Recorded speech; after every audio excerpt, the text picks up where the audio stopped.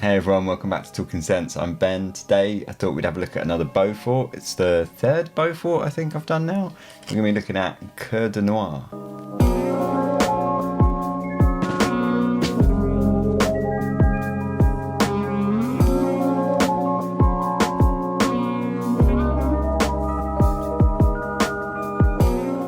So yeah, at the weekend I picked up Tonnerre finally. After my review of, my singing review of how great it was, I picked it up. Sounds the weather's kind of starting to get towards autumn, so I'm starting to kind of get some of the perfumes that I wanted for autumn this year.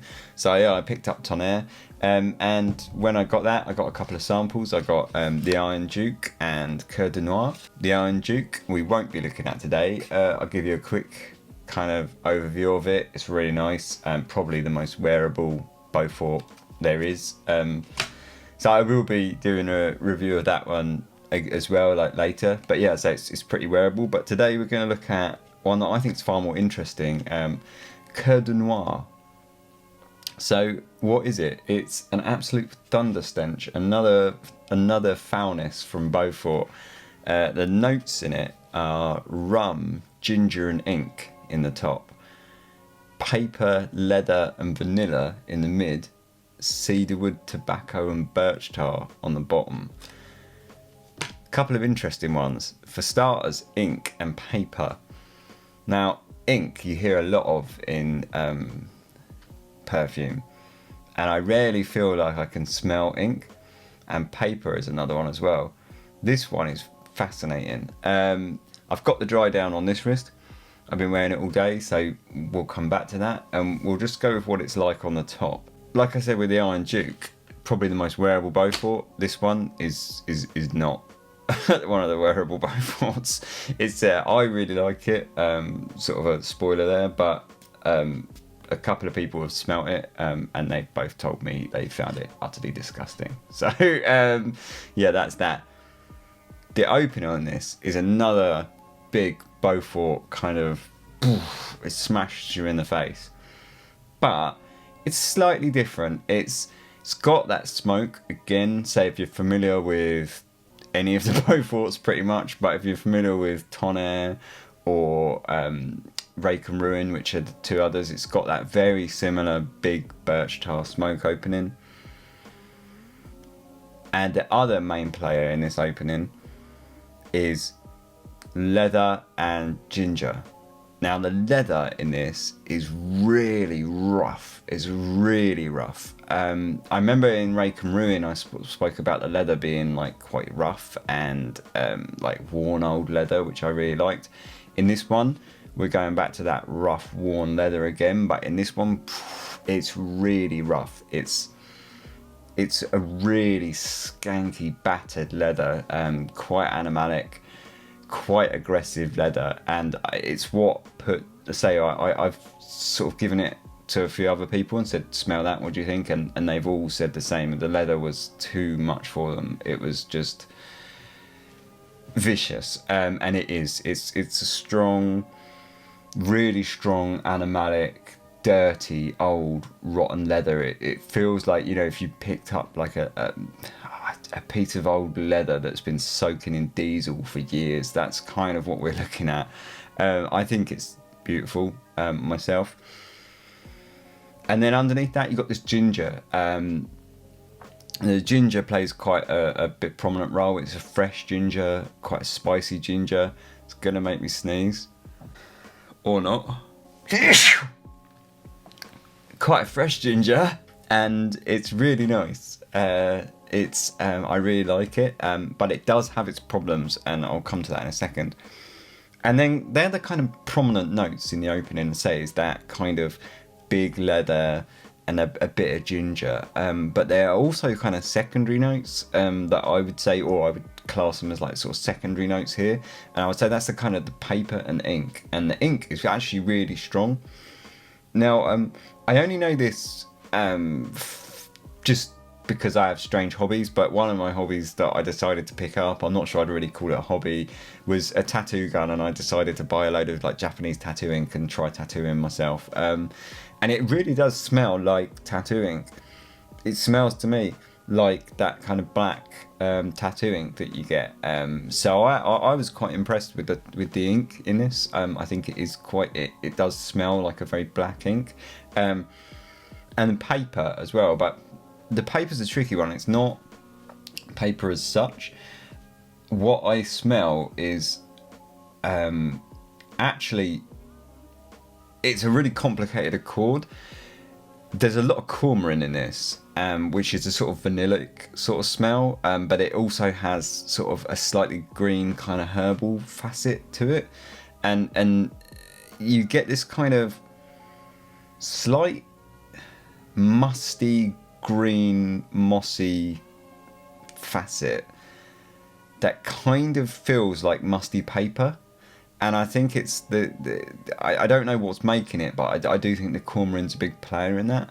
But the paper, you definitely get this musty old paper smell. But it's not that kind of warm, almost romantic old book smell. It's definitely not that. It's more musty, rotten paper. It would be, if you found some old papers in a slightly damp cellar, that sort of smell. It's got a must, it's got a mildew sort of vibe to it. It's got that kind of green, slightly vegetal mildewy kind of vibe to the paper, and that's not really helped by that leather, which is kind of pushing that on as well.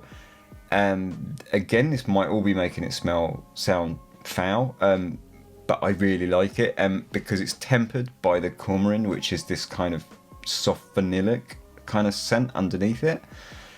So really, if we kind of break down what I just said there, you've got this like quite spicy fresh ginger in the top, a very prominent black ink note, and then underneath that a very kind of musty, mildewy, slightly green damp paper smell, mixed with a very animalic, rough old leather that really feels like rough old leather, like an old pair of like mechanics gloves. To say that there's almost something quite kind of like diesel kind of fumes sort of rubbed in there, rubbed into that leather, and it's really quite sort of rough, used, worn, stained leather.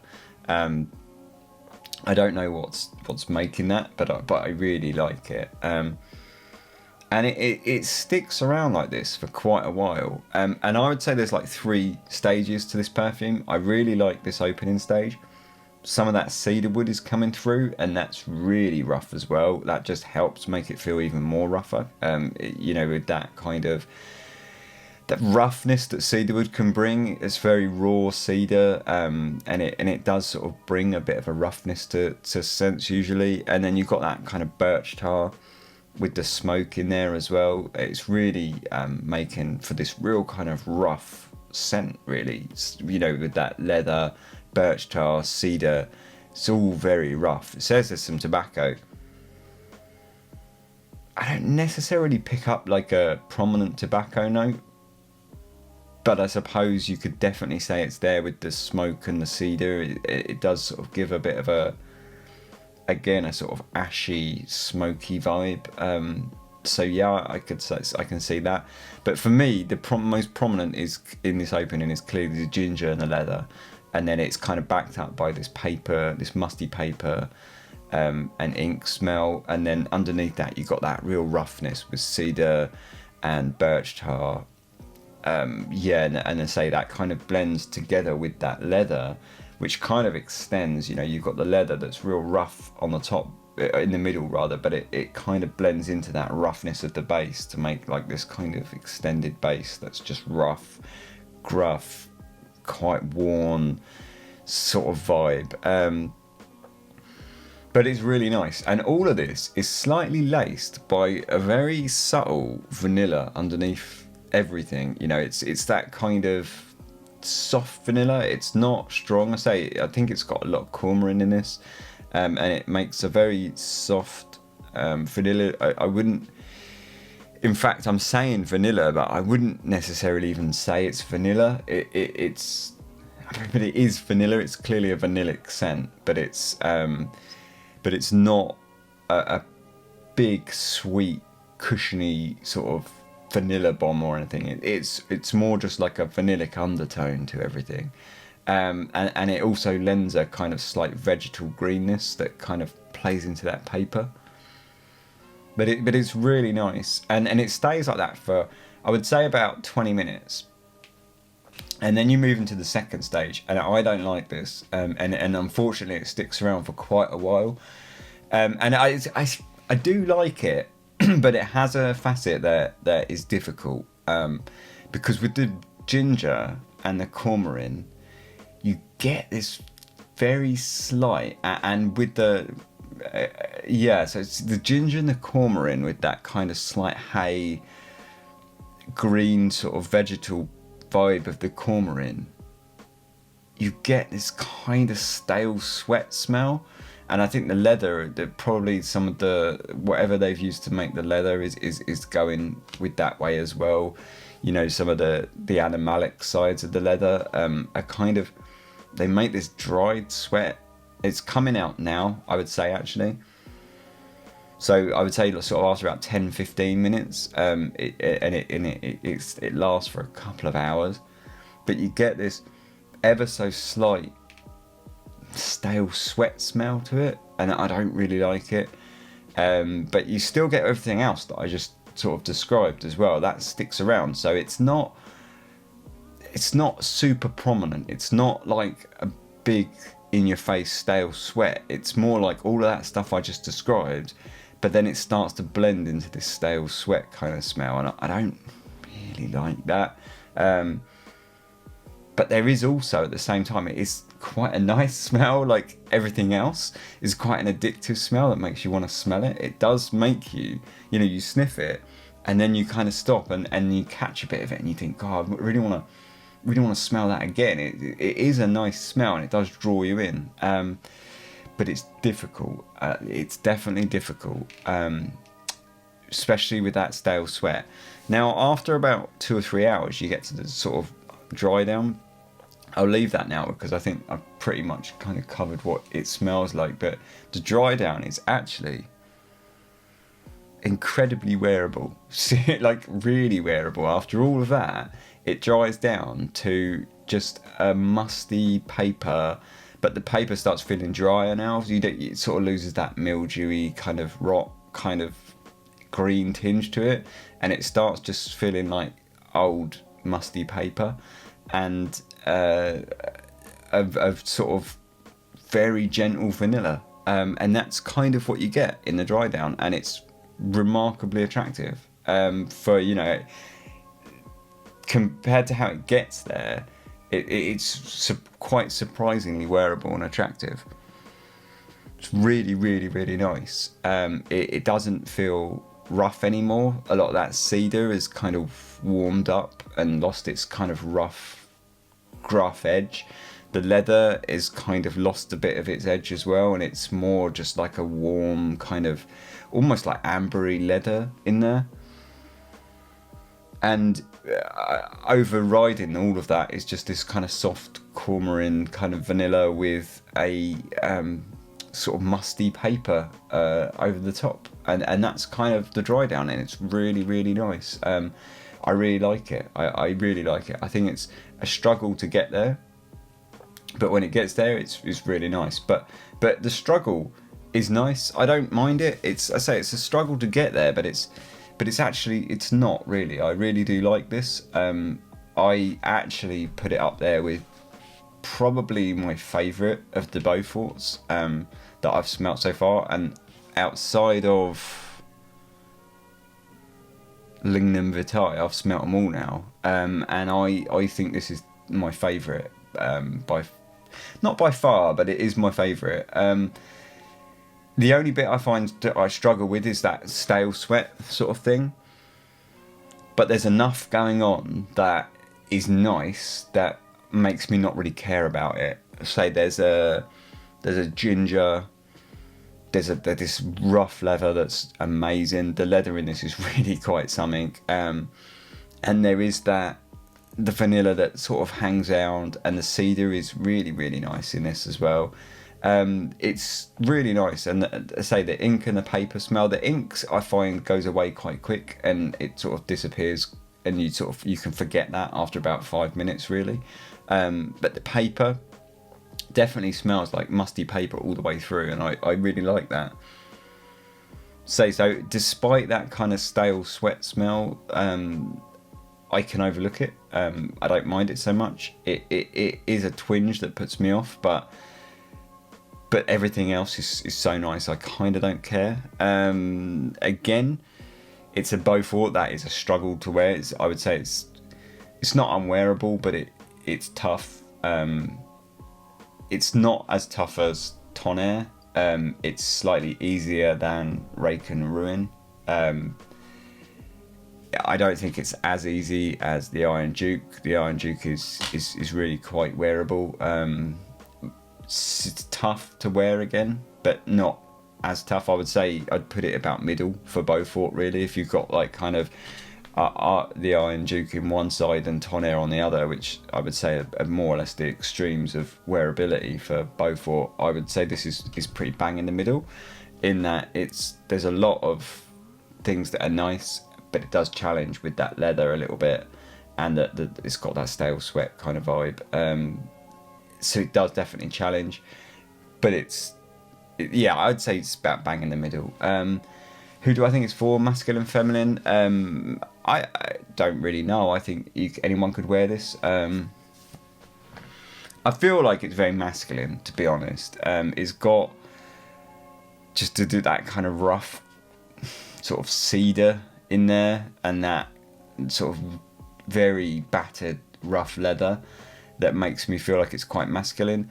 That said, I would not be averse to smelling this on a woman. I think they could pull it off. It's chic as fuck. They could definitely pull it off. Like, anyone could pull this off. I actually think it might actually work better on a woman, because I think it might come across as a bit more avant-garde and chic. On a man, it's quite testosterone-y and sort of rough. Whereas on a woman, I feel like it might actually come across quite chic and quite sort of avant-garde.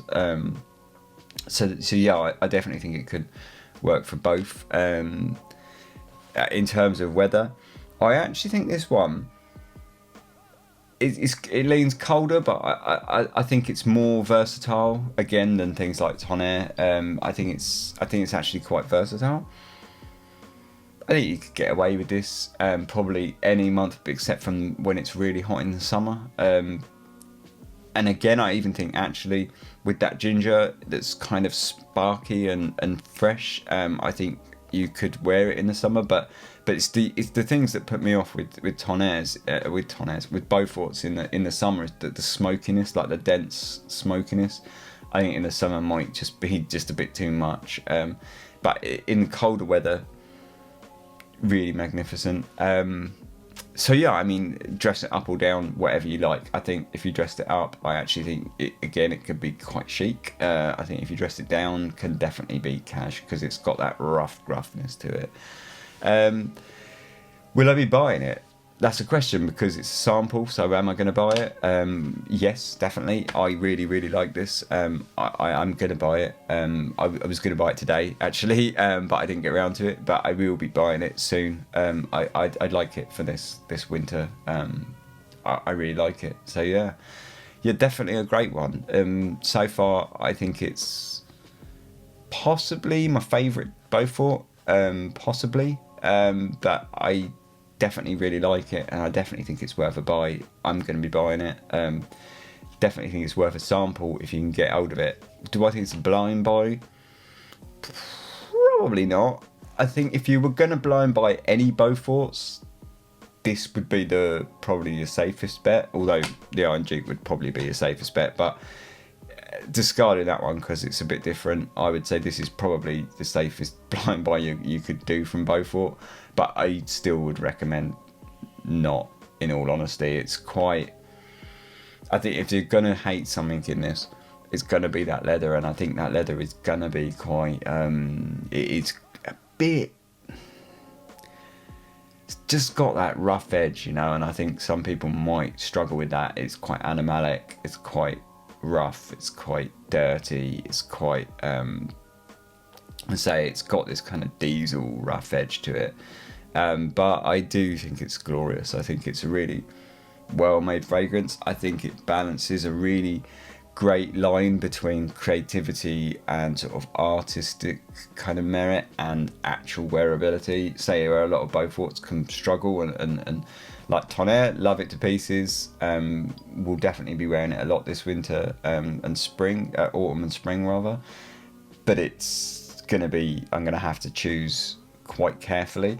I think this one you can get away and you don't have to be quite so careful with it. I think it's really, really nice. So yeah, that's Beaufort Coeur De Noir, really. A really good one. Say definitely will be buying it. Cracking little scent. Very interesting take on vanilla. You probably will not have smelt another vanilla like this. I can pretty much guarantee that. So yeah, thanks for watching. Like, subscribe if you want to. If you don't worry about it. Cheers, thanks very much.